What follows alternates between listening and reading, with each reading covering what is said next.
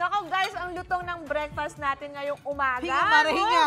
Ang sarap talaga. 10 out of 10. Nagdagan pa. Gusto yung makita kung gano'n ito kasarap? Crispy pata reveal. Tingnan ito ka natin si pata reveal namin. Ito yung taas. Kasi, Background lang yan, background. ito yung tingnan mo yung ilalim. Tingnan mo yung ilalim. Ayan na. Nahulog na. Wala na. Sakto lang ho, umabot na pang background. Pala na pang props. Kaya sabi namin yung taas, huwag yung gagalawin muna. Yung taas, huwag muna. Para may presentation mo yung para sa inyo. Pero kitang-kita my yung pakalawa God, pa lang kung gano'n siya kasarap. So, sobrang hindi sarap. nakapagtataka Shaina at saka Mare, guys. Legendary talaga kasi yan. 5 dekada nang binabalik-balikan yung crispy pata yan. Sa Marilao, Bulacan. Nakakaawa siya. Yes, at parang sakto Butas sa nga to butas. para sa mga Father's Day. Dahil para sa Father's Day Oo, celebration naku. ngayong weekend. No, Chef JR, magkano ba tong legendary crispy pata? Teka muna, padagdag ng order, Chef JR. Ubus na to eh. Kulang Hi guys! Shaira, sabi ko kanina sabay-sabay tayong titikim. Nanlamang na naman kayo dyan eh. Nagkakagulo na kayo pero well, sorry, mas marami akong Naku, mas crispy marami bata siya dun, dito. oh.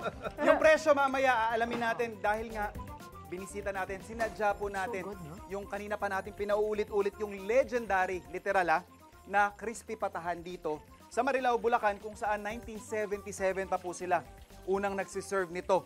At syempre, para makakwentuhan natin at malaman natin ano ba yung sikreto ng negosyong ito na tumagal ng 5 dekada at talagang nagpapagaypay pa. Dumadami pa yung branches nila. Makakasama natin si Sir To. A blessed morning, sir. Good morning, sir. Yan. Good morning po sa lahat. Sir, congratulations. 5 decades, hindi biro yan, ha? Yes, sir. Opo, maraming salamat po. Anong sikreto nung ating talaga namang OG na crispy pata? Well, una-una sa preparation pa lang, chef. Okay. So, talaga nililinis namin na maigi yan.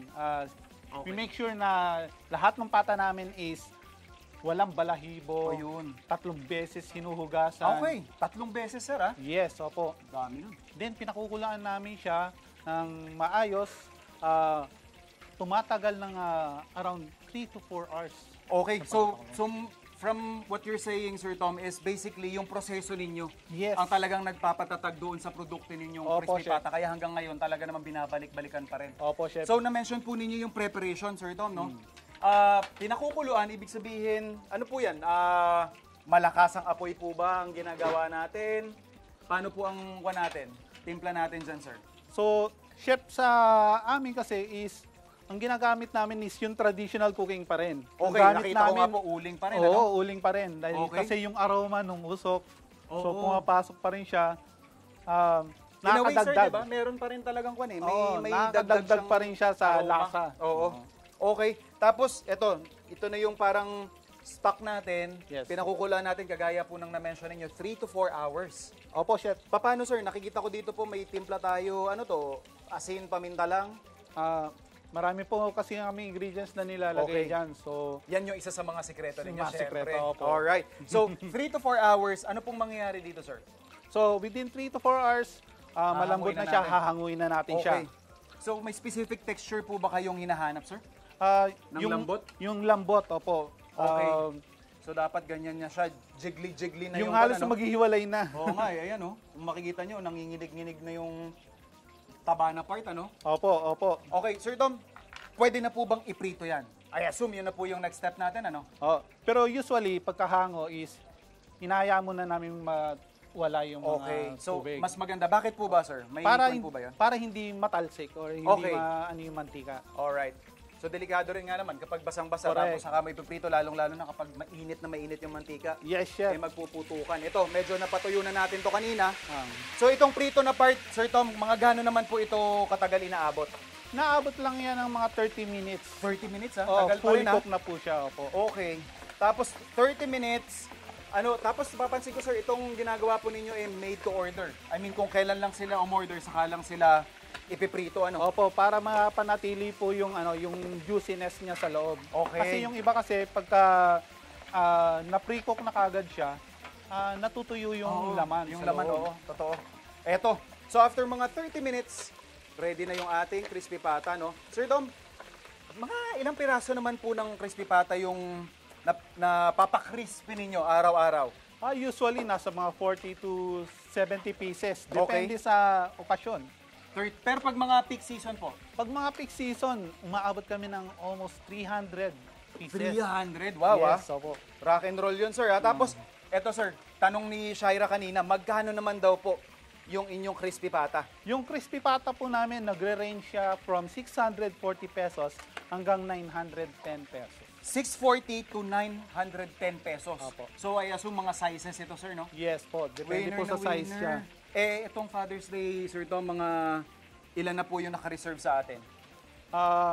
Nagre-reserve na po kami ng at least 100 pieces for the 100 pesos. for the Ay, coming 100 pieces, for the coming Father's Day. Okay. Ito, guys. Hello sa inyo dyan sa studio, mga nanlamang. Ito, babawi ako sa inyo. Sound check tayo. Crispy, tunog pa lang, sir. Yes, Ayan, chef. no? Opo. Talagang winner na. Legendary. Siyempre, yung inside reveal. Tingnan natin. Ayun, no? Tama. Guys, kita nyo naman yung pagka-juicy naman nun. Grabe naman. Opo. Alright. Diyos ko, Lord. Teka, Sir Tom, hindi ako magpapalamang doon sa studio. Pero, bukod po doon sa legendary ninyo, sir, na crispy pata, ang perfect partner daw po nito, sarili nyo ring recipe, which is yung ating sweet and sour sauce. Yes, Na chef. kayo mismo ang nag-formulate ng recipe, ano? Opo, chef. Actually, baka kami lang po ang Uy. meron yan. Kasi usually, sukatoyo lang ang Oo ginagamit. nga, yun lang yung Pero usual kami, naman, meron kaming sweet and sour sauce.